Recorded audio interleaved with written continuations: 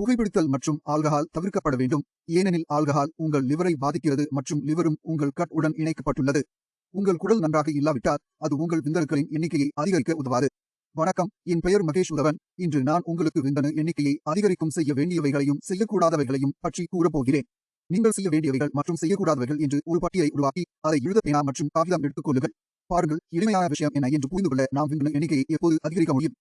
நம் உடலுக்கு அனைத்து ஊட்டச்சத்துக்களும் கிடைக்கும் போது நமது விந்தணு சுயோற்பத்தி நன்றாக நடக்கிறது. நமது புரதத்திலிருந்து உற்பத்தி செய்யப்படும் விந்தணுக்களின் அளவு அல்லது உங்கள் உடலில் புரத உட்கொள்ளுதல் நல்லது. பின்னர் நோயாளியில் விந்தணு எண்ணிக்கை அதிகரிப்பதை நாம் காண்கிறோம். எனவே இன்று நாம் விந்தணு எண்ணிக்கையை அதிகரிக்கும் செய்ய வேண்டியவைகளையும் செய்யக்கூடாதவைகளையும் பற்றி பேசுகிறேன். உணவில் கார்ப்ஸ் மற்றும் புரதம் இரண்டும் தேவைப்படுகின்றன. எனவே நமது உணவு திட்டத்தை ஆரம்பிக்கும் போது இங்கே நாம் என்ன செய்வோம்? எனவே செய்ய வேண்டியவற்றில் நாம் அதிக புரதத்தை உண்ண வேண்டும் மற்றும் கார்போஹைட்ரேட்டுகளை குறைக்க வேண்டும். இதனால் நமது விந்தணு உற்பத்தி நல்ல புரதத்தை பெறும் மற்றும் நீங்கள் நல்ல விந்தணுக்களையும் கொழுப்பையும் பெற்று நல்ல எண்ணிக்கையை அடையலாம். முதலில் நீங்கள் அதிகமாக புரதத்தை உட்கொள்ள வேண்டும். இரண்டாவதாக, நீங்கள் ஜிங்க் மற்றும் செலினியம் உட்கொள்ள வேண்டும். துத்தநாகம் மற்றும் செலினியம் நாம் உட்கொள்ளும் புரதத்திலிருந்து நமது விந்தணு எண்ணிக்கையை அதிகரிக்க உதவுகின்றன. எனவே செலினியம் மற்றும் ஜெலினியம் ஆகியவையும் தேவை.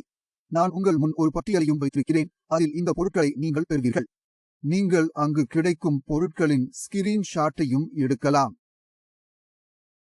புரதங்களின் பட்டியலையும் கொடுத்துள்ளேன். புரத பட்டியலையும் நீங்கள் சரிபார்க்கலாம். அதில் எந்த உணவுகள் புரதச் சத்து நிறைந்தவை என்பதை அறிந்து அவற்றை உங்கள் உணவில் சேர்க்க முடியும்.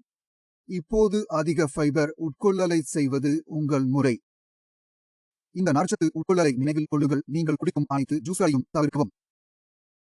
நீங்கள் பழச்சாறு குடிக்க விரும்பினால் அதற்கு பதிலாக பழங்களை சாப்பிடலாம். நீங்கள் பழம் சாப்பிடும்போது அது வேறு விஷயம் உள்ளது. உதாரணமாக, நீங்கள் அதை உட்கொண்டால் உங்கள் ஊட்டச்சத்து நிலை அதிகரிக்கிறது. நீங்கள் ஜூஸ் குடிக்கிறீர்கள் என்றால் அதை கணக்கிடும்போது அது வெறும் கலோரிகள் மட்டுமே, வேறொன்றும் இல்லை. இனிப்பு நீரும் பழச்சாறும் ஒன்றுதான்.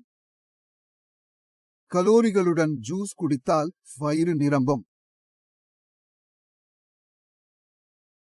அருகில் உங்கள் வயிறு மற்றும் குடலும் ஆரோக்கியமாக இருக்கும். உங்கள் மெட்டபாலிசம் செயல்பாடும் நன்றாக இருக்கும். எனவே குடலை ஆரோக்கியமாக வைத்திருக்க பழச்சாறு குடிக்காதீர்கள். பழம் சாப்பிட வேண்டும். எனவே பழம் உண்பது கட்டாயம். கொட்டைகளை சாப்பிடுவதும் கட்டாயம். நீங்கள் வீட்டு உணவை சாப்பிட வேண்டும், செயலாக்கப்பட்ட உணவை அல்ல. இந்திய கலாச்சாரத்தில் உள்ள மிகப்பெரிய பிரச்சனை என்னவென்றால் நாம் வெளியில் உணவு அதிகம் உண்கிறோம். நான் மைதா, பர்கர், பீட்சா, சௌமேன் போன்ற உணவுகளை சாப்பிடுவது. இந்த விஷயங்களை எல்லாம் தவிர்த்து விடுங்கள். வீட்டில் செய்த உணவை சாப்பிடுங்கள். பருப்புடன் சாப்பிடுங்கள். பச்சை காய்கறிகளை சாப்பிடுங்கள். பிரச்சனை ஒன்றுமில்லை. ஆனால் நீங்கள் இங்கே உங்கள் உணவு தேர்வுகளை மாற்றினால் பர்கர், சௌமின் போன்றவற்றை சாப்பிட வேண்டாம். இது உங்கள் குடலை ஒரு வழியில் கட்டுப்படுத்தும். அல்லது நீங்கள் அதிகமாக அசைவ உணவுகளை சாப்பிடுகிறீர்கள். இன்னும் இது உங்கள் வயிற்றை பலவீனமாக்குகிறது. குடல் பலவீனமாக இருந்தால் உங்கள் விந்தணுக்களின் எண்ணிக்கையை அதிகரிப்பதில் சிக்கல் இருக்கும். எனவே குட் ஆரோக்கியமாக வைக்க அதிக நார்ச்சத்து உணவு உட்கொள்ளல் கட்டாயம். அதிக நார்ச்சத்து உணவில் பழங்களை சாப்பிடலாம். நீங்கள் பச்சை காய்கறிகளை சாப்பிடலாம். பருப்பு, ரொட்டி, அரிசி சாப்பிடலாம். பிரச்சனை ஒன்றுமில்லை. ஆனால் வீட்டில் செய்த உணவை சாப்பிடுங்கள். நல்ல உணவை உண்ணுங்கள். இதற்கு பிறகு நமது விந்தணு எண்ணிக்கையை அதிகரிக்க வேண்டிய நேரம் இது. ஏனெனில் பல நோயாளிகள் தங்கள் ஸ்பெர்ம் கவுண்ட் அதிகரிக்கவில்லை என்று கூறுகிறார்கள். இதற்கு பின்னால் பல வேறுபட்ட காரணங்கள் இருக்கலாம். ஆனால் உங்கள் விந்தணு எண்ணிக்கையை அதிகரிக்க விரும்பினால் உங்கள் குடல் நலனில் கவனம் செலுத்துங்கள். அங்கு விஷயங்கள் சீராகும். நீங்கள் எப்போதாவது பெருங்குடல் அழற்சி நோயாளி அல்லது IBS நோயாளியாக மாறியிருந்தால் இவை மிகவும் சாதாரணமான சொற்கள். பெரும்பாலான நோயாளிகளுக்கு தெரியும். ஆனால் உங்களுக்கு தெரியவில்லை என்றால் இந்த வீடியோவில் சில அறிகுறிகளை நான் உங்களுக்கு சொல்கிறேன். உணவு உண்ட பின் உடனே கழிப்பறைக்கு செல்ல நேரிட்டால் அது ஏதோ ஒரு பிரச்சனை உள்ளது என்று குறிக்கும். எனவே நீங்கள் இதுபோன்ற ஏதேனும் பிரச்சனையில் இருந்தால் உங்கள் வயிற்றுக்கு கவனம் செலுத்துங்கள். இதனுடன் நீங்கள் சில உடற்பயிற்சிகளில் கவனம் செலுத்த வேண்டும். விந்தணு எண்ணிக்கையை அதிகரிக்கும் ஒரு பயிற்சியின் வீடியோவை நான் உருவாக்கியுள்ளேன். அதையும் பார்க்கலாம். விளக்கத்தில் இணைப்பை வைக்கிறேன். நீங்கள் அதை திறந்து பார்க்கலாம். இதனுடன் உடற்பயிற்சி செய்வது அவசியம் ஆகும். நீங்கள் வியர்வை வரும் வரை அல்லது வியர்க்கும் வரை உங்கள் டெஸ்டோஸ்டிரோன் அதிகரிக்க முடியாது. எனவே உடற்பயிற்சி செய்வது அவசியம். உங்கள் விந்தணு எண்ணிக்கை அதிகரிக்க இது உதவும். டெஸ்டோஸ்டிரோன் அதிகரிக்கிறது. இது உங்கள் விந்தணு எண்ணிக்கையை அதிகரிக்க உதவுகிறது. எனவே உங்கள் வியர்வைக்கு டெஸ்டோஸ்டிரோன் ஹார்மோன் ஒரு தேவையாகும். வியர்வை டெஸ்டோஸ்டிரோனை உயிர்ப்பித்து உங்கள் விந்தணு எண்ணிக்கையை அதிகரிக்கிறது. எனவே இதற்கு உடற்பயிற்சி அவசியம். இனி செய்யக்கூடாதவை பற்றி பேசுகிறேன். பல பட்டியல்கள் உள்ளன. முதலில் மன அழுத்தம். மன அழுத்தம் இருந்தால் உங்கள் உடல் கார்டிசோல் ஹார்மோனை உருவாக்கும். இது அடிப்படையில் உங்கள் ஸ்பெர்ம் கவுண்டை கொல்ல வேலை செய்யும். இரண்டாவதாக, உங்களுக்கு நல்ல தூக்கம் இல்லை என்றால் உங்கள் உடல் விந்தணு எண்ணிக்கையை அழிக்கும் ஆன்டிபாடிகளை உருவாக்கும். உங்களுக்கு நல்ல தூக்கம் இல்லை என்றால் நன்றாக தூங்குவது அவசியம்.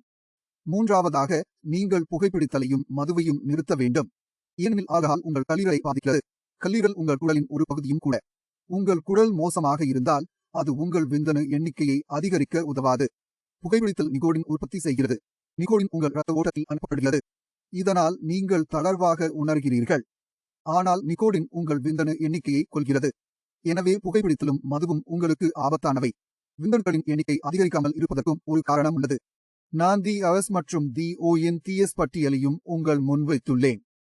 நீங்கள் அதை பார்த்து ஸ்கிரீன்ஷாட் எடுக்கலாம். பழங்களிலும் காய்கறிகளிலும் காணப்படும் புரத உணவுகளை நான் குறிப்பிட்டுள்ளேன். அசைவ உணவுப் பொருள்களிலும் குறிப்பிட்டுள்ளேன். இந்த விஷயங்களையும் கூட பின்பற்றுங்கள். இது உங்கள் விந்தணு எண்ணிக்கையை அதிகரிக்க மிகவும் உதவும். மேலும் உங்கள் விந்தணு எண்ணிக்கை அதிகரிப்பதையும் காண்பீர்கள். அடுத்த வீடியோவில் சந்திப்போம். அதுவரை வணக்கம்.